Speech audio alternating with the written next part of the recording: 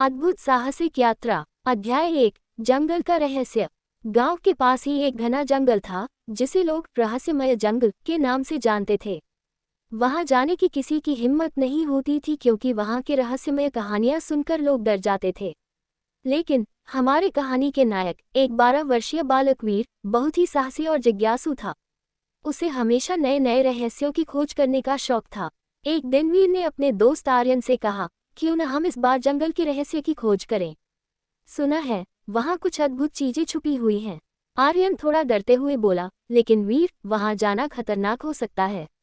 वीर ने मुस्कुराते हुए कहा, जोखिम उठाने से ही तो हमें कुछ नया और रोमांचक मिलेगा। अगर हम साथ हों तो कुछ भी असंभव नहीं है। अध्याय 2। यात्रा की तैयारी। वीर और आर्यन ने जंगल की यात्रा की तैयारी शुरू कर दी। उन्होंने अपने साथ खाने पीने का सामान, एक टॉर्च, एक कंपास और एक नक्शा लिया। वीर ने अपने पिता की पुरानी तलवार भी साथ ली, जिसे उन्होंने जंगल में उनकी सुरक्षा के लिए रखा था।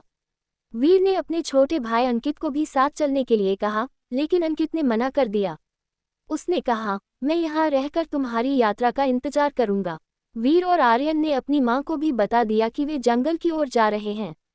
उनकी माँ ने उन्हें सावधानी बरतने की सलाह दी और कहा, जल्दी वापस आना और किसी भी अनजान चीज से दूर रहना। अध्याय 3। जंगल की पहली झलक।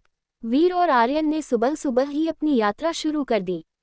उन्होंने जंगल के प्रवेश द्वार पर पहुंचकर एक गहरी सांस ली और अपने कदम आगे बढ़ाए। जंगल की ठंडी हवा और ऊंचे ऊंचे पेड़ देखकर वे बहुत उत्साहित थे।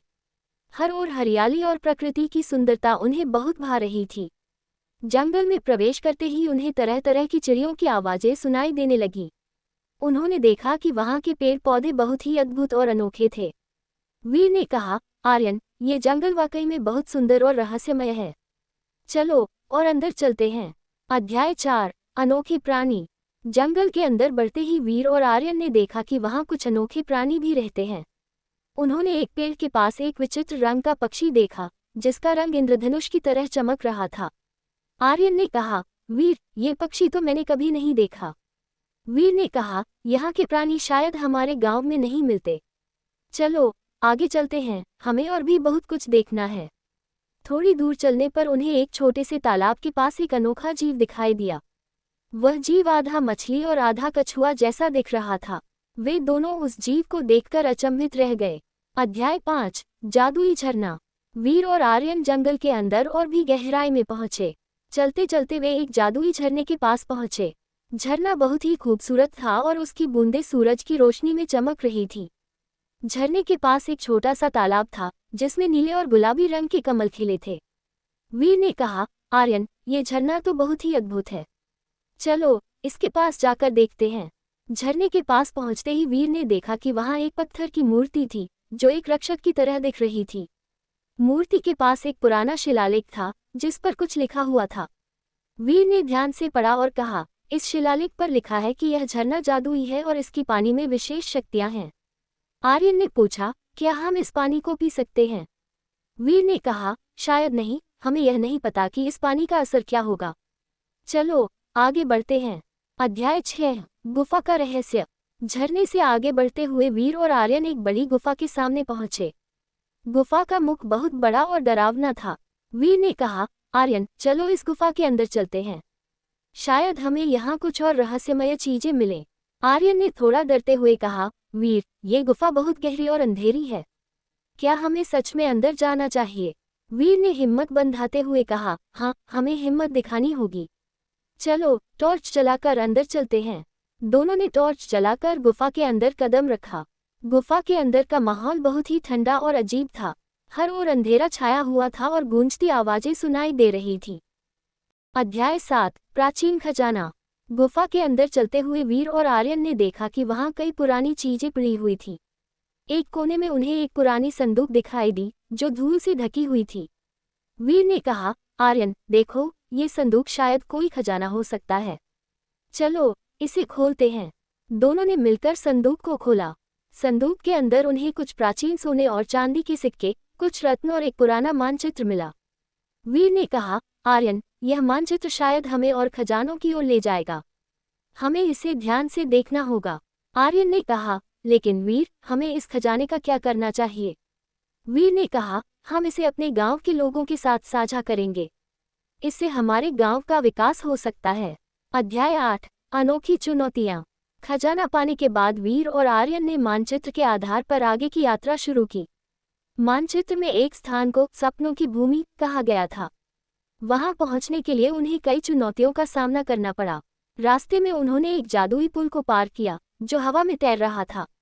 उस पुल को पार करने के लिए उन्हें अपने साहस और बुद्धिमानी का उपयोग करना पड़ा। फिर उन्होंने एक अदृश्य दीवार को पार किया जिसे केवल सच्चे हृदय वाले ही देख सकते थे। अध्याय 9 सपनों की भूमि। सभी चुनौतियों को पार करने के बाद वीर और आर्यन सपनों की भूमि पहुंचे। वहां का दृश्य अद्भुत था। हर ओर रंग बिरंगे फूल खिले थे और हरे भरे मैदान थे। हवा में एक सुखद सुगंध फैली हुई थी। वीर ने कहा, आर्यन, ये जगह वाकई में सपनों जैसी है। हमें यहाँ और भी बहुत कुछ मिल सकता है। आर्यन ने सहमति में सिर हिलाया और दोनों ने मिलकर उस जगह की खोज शुरू की। अध्याय 10 जादुई पुस्तक। सपनों की भूमि में चलते चलते वीर और आर्यन एक प्राचीन मंदिर पहुंचे। मंदिर के अंदर एक बड़ी पुस्तक रखी हुई थी जिस पर जादुई चिन्ह बने हुए थे। वीर ने पुस्तक को खोला और पढ़ना शुरू किया। पुस्तक में लिखा था, ये जादुई पुस्तक आपके सपनों को साकार करने की शक्ति रखती है। इसे पढ़ने और समझने के बाद आप अपने जीवन में अद्भुत चीजें कर सकते हैं। वीर और आर्यन ने पुस्तक के माध्यम से कई महत्वपूर्ण बातें सीखी और उसे ध्यान में रखा। उन्होंने समझा कि अगर वे मेहनत और साहस से काम करें तो वे किसी भी मुश्किल को पार कर सकते हैं।